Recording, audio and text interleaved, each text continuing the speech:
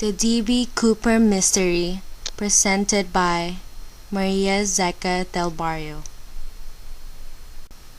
No one would ever know the reason why, but on that day of November 24th, 1971, Mr. Dan Cooper threatened to hijack a plane, a crime that would go down in history as one of the unsolved mystery.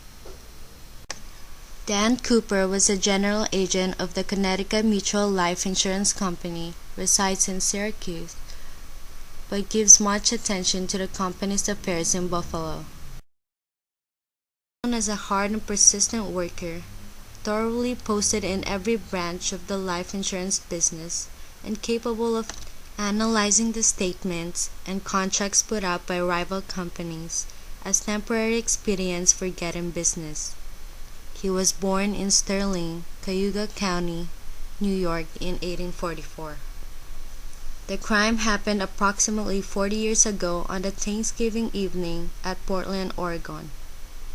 It was a dark, cold, and rainy night when Dan Cooper passed a note to the stewardess, informing that he would hijack the plane if he does not get his request of $200,000 in cash and 4 parachutes.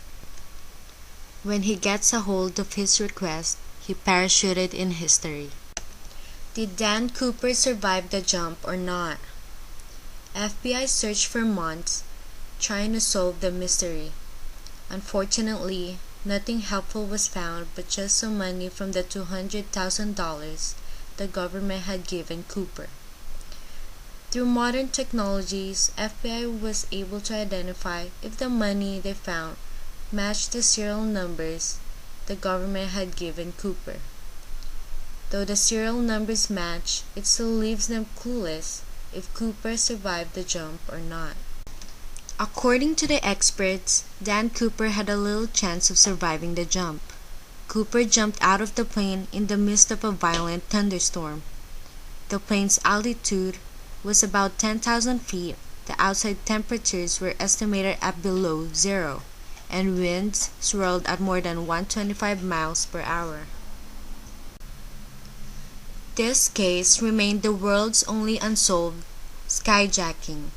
No one knows what really happened to Mr. Dan Cooper, if he survived the jump or not.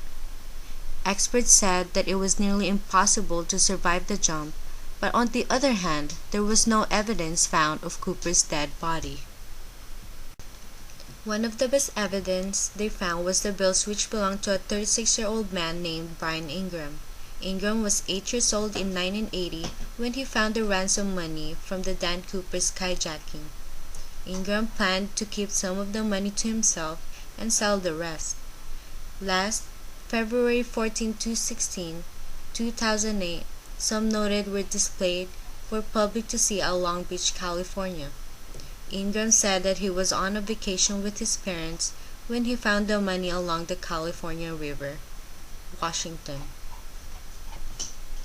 It was about $5,800 as he recalled. His family returned the money to the Federal Bureau of Investigation, but the FBI returned 25 bills to them together with the sum ripped useless cash. This is the best evidence FBI had so far from the skyjacking. The money Ingram found was certainly from the skyjacker Cooper, and no other trace has ever been found. Nothing much is known about Dan Cooper, nor his motive the last day they saw him, jumping down on a parachute. Nobody really knew whatever happened, if he died or escaped unharmed from the crime he committed on air.